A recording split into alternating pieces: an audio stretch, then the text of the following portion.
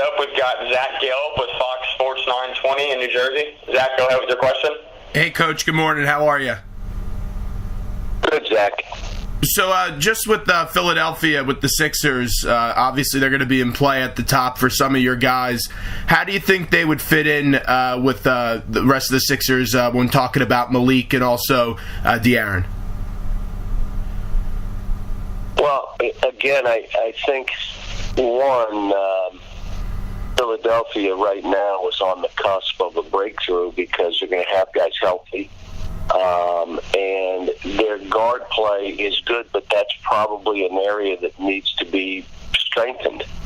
And I think, again, you look at Malik, and I think the interest in Malik is because he can play both 1 and 2, and he can score the ball. So if you play other players as playmakers, he's done it here. What has, with Malik, what people have talked to me about, the teams, we didn't realize he was as good in pick and roll as he is. And I laughed and I said, well, they said the same thing about Eric Bledsoe. But both of those guys played with point guards that were truer point guards than they were, even though they both could play the position. And I would guess if I'm those Philadelphia players, I'd like to see Malik there. But in the same sense, if it's Foxy, De'Aaron would walk in more of a true point guard and be able to do some things that can be done, both on the defensive end and offensive end. When it comes to three-point shooting with Fox, that's been a concern on why the Sixers may not take him. What do you think he needs to improve on from three? He's got to be more consistent. He's got to get in the gym and be committed to it. But when you can make free throws and you can make 15, you are in listen-only mode, and clip, no one else can hear you. You can make threes. There's nothing mechanically wrong. And that's why I think in the end of the day, there's a lot of stuff that'll be thrown out there. I was in that league, so I know how that works.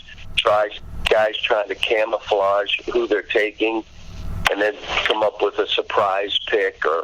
But the reality of it is, when you look at guys like De'Aaron, unless they're trying to win in a minute,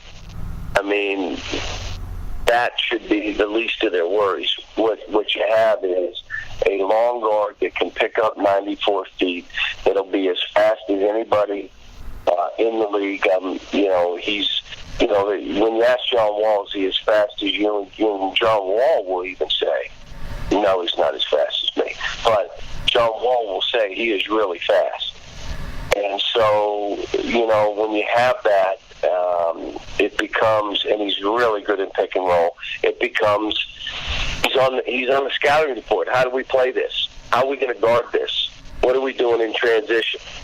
Gets the ball in his hands, you got to get back in the lane because he's coming. It's both of those guys. I said, with Malik, you just have an elite, special talent athlete. How many guys jump that high on their jump shot and are consistent with it? So they're both. If Philly got either one of those two, they'd be in pretty good shape, especially with the guys they have within the organization already.